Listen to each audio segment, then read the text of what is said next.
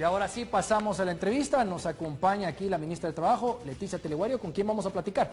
Señora ministra, qué gusto saludarla. ¿Qué tal está? Es mío. Muchas gracias, todo bien. Mire, aquí, encantado atentos. por Muchas el tema, gracias. la idea, la ilusión que provoca lo que es la política de empleo. Y le voy a comentar. No hay un joven hoy que si se le pregunta saliendo de la universidad no esté buscando trabajo. Yo lo he dicho en este programa y pareciera que el único que no alega de trabajo es el que lo tiene, ¿verdad? Porque entonces él está tranquilo y nadie dice nada, pero cada vez más los índices de desempleo se incrementan y hay una situación compleja, no solo para el adulto que en algún momento le dice, mire, usted es muy grande, sino para el joven que cada vez que se presenta a buscar trabajo le dicen, mire, no hay, o es que usted no tiene experiencia, o regrese en 5 años como que uno naciera con 40 años. ¿Qué plantea la política, ministra? ¿La ilusiona esta política a usted? Sí, por supuesto. En principio, pues quiero agradecerle a usted y a las personas que nos ven a través de la televisión por esta oportunidad que se nos da de compartir con ustedes las prioridades establecidas dentro de la política nacional que tenemos y sobre todo, particularmente, un tema que usted acaba de mencionar, la Política Nacional de Empleo Digno. Hemos hecho un análisis bastante profundo y usted acaba de mencionar la importancia de atender esta necesidad. Usted no me va a dejar mentir que una de las mayores demandas de la población guatemalteca, ya sea acá o en el área rural, es la falta de oportunidades que se traduce en empleo y que lógicamente es el producto del por qué un porcentaje bastante alto de la población se ve en la necesidad, uno, de migrar del área rural a la ciudad y lo peor es que buscan otras oportunidades fuera de las fronteras de Guatemala. Por lo tanto, una de las prioridades que hemos establecido nosotros desde el inicio de nuestra gestión es tener la Política Nacional de Empleo Digno, que nos permita hasta cierto punto articular esfuerzos con la empresa y nosotros, aunado a ello, el sector trabajador. Por lo tanto, hemos tenido la elaboración de la Política Nacional de Empleo Digno de una manera, hemos construido la política de una manera participativa. ¿Por qué participativa? Porque hemos visto en distintos momentos que han habido políticas que no han sido implementables. ¿Y por qué no han sido implementables? Porque la población no se siente parte de.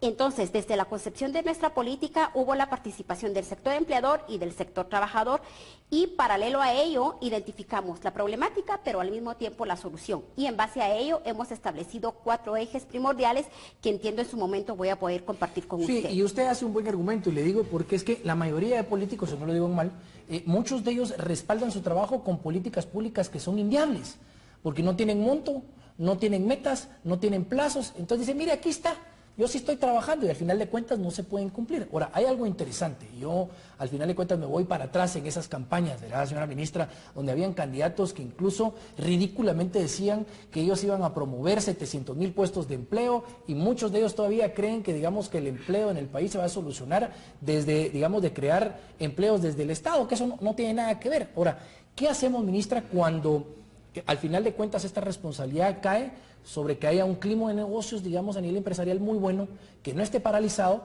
y que los mismos empresarios produciendo, desarrollando, creen esas oportunidades de empleo?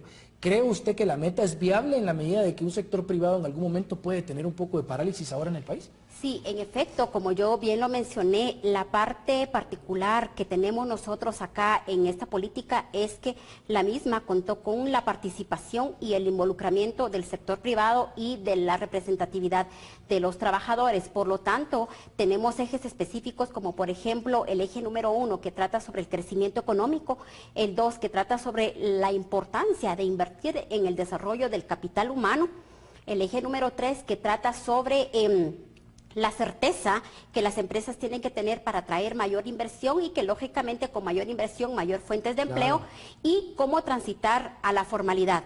Usted mencionó hace un momento que justamente la tasa de desempleo que ahora tenemos, que eso es un reto.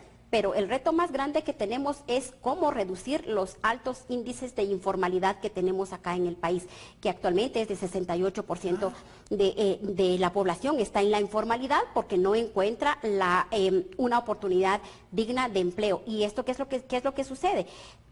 Guatemala es el tercer país a nivel del mundo con mayor actividad de emprendedurismo.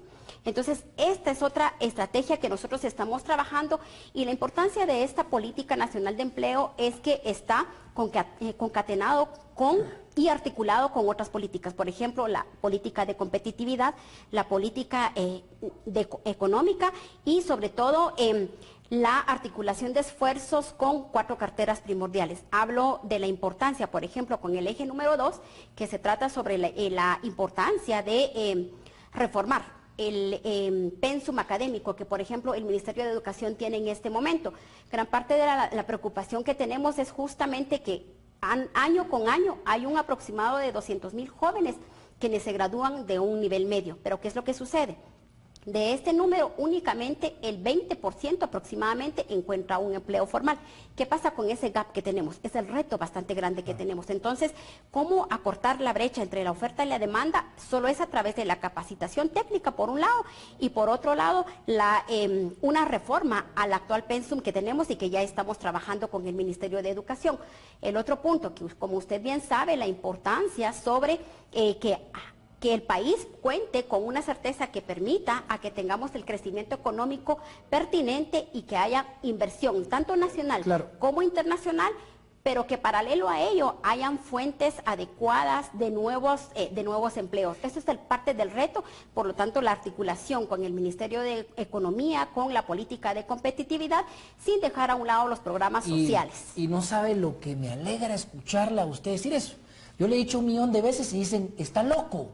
Y al final de cuentas, como abogado, lo que uno busca es esa certeza, como usted bien lo plantea, esa certeza jurídica que llame, atraiga y motive a los guatemaltecos, al guatemalteco que pueda invertir a nivel nacional y al extranjero que pueda invertir en este país para que el día de mañana esa inversión recaiga y concluya en trabajo, en oportunidades de trabajo. Que otra de las cosas que yo realmente a veces me vuelvo loco es cómo es que al final de cuentas el sector privado hoy está visto como el enemigo de muchas cosas. No sé si ha sido una campaña o una estrategia, pero que al final de cuentas combate incluso que la gente no se vaya del país. Pero le planteo un par de, digamos, de preocupaciones que pudiera tener cualquier guatemalteco. El derecho de trabajo es tutelar del trabajador, es decir, en algún momento, en caso de algún conflicto, pues es el patrón el que tiene que ir a demostrar que efectivamente incumple, digamos, con las políticas y prestaciones laborales. Y por el otro lado, pues se ha visto la inquietud de en algún momento reforzar el trabajo de la Inspección General del Trabajo. ¿Cree usted que esto pudiera en algún momento desincentivar al empresariado a recibir más oportunidades o crear más oportunidades de trabajo? Es importante mencionar que recientemente el Ministerio de Trabajo y Previsión Social ha modificado después de más de 74 años el Código de Trabajo. ¿Por qué? Porque creemos que tenemos que tener acciones y actividades innovadoras que permitan hasta cierto punto dar esta certeza, no solamente para la atracción de la inversión, sino también para que los empleados tengan mayores oportunidades para su desarrollo. En ese sentido, el Congreso de la República, en articulación de esfuerzos con el sector empleador y trabajador, y lógicamente con el liderazgo del Ministerio de Trabajo, justamente se aprobó una ley que trata sobre devolver la capacidad sancionatoria a la Inspección General de Trabajo. ¿Y por qué digo que este ejercicio es histórico? Porque por primera vez hubo un acuerdo con el sector empleador y trabajador de la importancia de devolverle la capacidad sancionatoria a la Inspección General de Trabajo. Pero ojo, una inspección fortalecida tiene que ser transparente. Por lo tanto, estamos creando la unidad de probidad y transparencia que hasta cierto punto le dé esa seguridad a los empresarios de que el inspector no cometa actos de corrupción, pero sobre todo que haya una entidad ajena a los inspectores que vigile el qué hacer de nuestros inspectores. No quiero decir y no quiero generalizar que todos los inspectores sean corruptos, pero hemos recibido bastantes denuncias que están bajo investigación, que tampoco puedo profundizar sobre este tema, pero necesitamos darle ese acompañamiento no solamente a los trabajadores, sino a las empresas. Y lo que queremos justamente, el fin último de esta ley que le devuelve la capacidad sancionatoria a la Inspección General de Trabajo es que se cumpla toda la parte legal, y hasta cierto punto que le dé certeza y que le dé esa asesoría tanto a los empleadores como a los trabajadores. Entonces, creemos que estamos dando pasos importantes y desde el punto de vista del Ministerio de Trabajo y Previsión Social, esa articulación de esfuerzos y esa unión de los trabajadores y empleadores ha sido ejemplar, porque adicional a este paso que hemos dado, viene ahora la segunda parte, que es la implementación de esa ley que fue aprobada por el Congreso, y mucho tiene que ver con un presupuesto adecuado también para los inspectores que permita a que ellos, el fin último no es sancionar, sino es que se cumpla lo que establece la ley. Entonces, en ese sentido, también la parte de asesoría es justamente lo que nosotros estamos viendo y estamos implementando a través de una inspección fortalecida. Mire, ministra, de repente le voy a hacer una pregunta que puede ser muy sencilla y que la gente va a decir, puchica, es como muy normal. Pero dentro de la política se ha establecido, han ustedes desarrollado realmente qué es lo que le trae una oportunidad de trabajo a un guatemalteco. Es decir, es estabilidad social, estabilidad familiar, digamos, acceso a los alimentos. Es decir, digamos, ¿por qué es que esto ilusiona tanto? Y le digo, han de haber jóvenes, ministra, que la están viendo a usted y les ilusiona. Porque realmente salen de la universidad 200,000 jóvenes y solo 7,000 tienen trabajo. De la universidad no, de un nivel medio. Imagínense el reto que tenemos para que hayan más personas con capacidades específicas para puestos específicos. Es parte del reto que tenemos. Pero, por ejemplo, nosotros en distintos momentos hemos hecho un análisis del por qué la migración. ¿Cuáles son las causas estructurales de la pobreza, de la desnutrición, de la delincuencia? Y justamente vemos que por lo mismo, veo que el Ministerio de Trabajo y Previsión Social tiene un rol sumamente importante en el país. ¿Por qué? Porque es la instancia que tiene que ver con la creación de las políticas, acciones específicas para articular esfuerzos específicos que generen empleo. ¿Por qué? Porque, por ejemplo, si una persona, y yo lo digo como mamá, ¿verdad?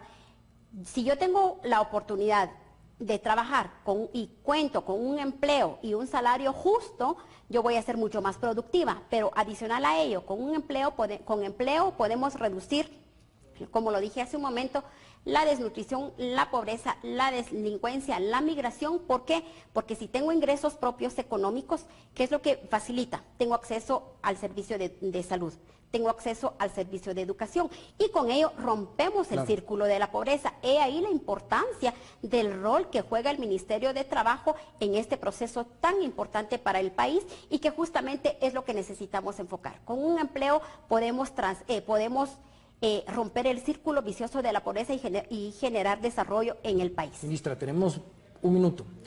¿Qué aspira usted? ¿Qué le ilusiona? ¿Cree usted que la meta es viable? ¿Cómo se inicia el proyecto? ¿Ya se está empezando a ejecutar? ¿Ferias de empleo son parte de ello? La dejo unos últimos. Sí, por supuesto. Lo que me emociona de esta política nacional de empleo es la implementación. Y esta implementación solo va a ser posible a través de la articulación de esfuerzos con otras políticas, pero sobre todo con la participación de los trabajadores y de los empleadores, porque, como usted bien sabe, las alianzas públicas privadas son fundamentales para que las políticas se lleven a la implementación. Ministra, le agradezco muchísimo. Yo sé que hay mucho que hablar y le digo, ilusiona mucho escuchar el entusiasmo de echar a andar una política que traiga empleo a los jóvenes y a cualquier ciudadano en el país. Le agradezco mucho por estar con nosotros. A usted, de verdad, esperamos verlos en una próxima ocasión. Claro que sí, y a todos ustedes. Cosas que podemos rescatar, certeza jurídica. Si hay trabajo, si hay desarrollo, hay productividad, van a haber más oportunidades. Si hay más oportunidades, por ende la gente no va a optar por salir del país. Pero ¿qué de eso no se entiende? Digo yo, por eso esta política, además la plática con la ministra es refrescante. Ojalá que los jóvenes que hayan escuchado tengan esperanza de que además está trabajando en obtener mejores oportunidades a aquellos que nunca las han tenido. Que pase usted feliz noche.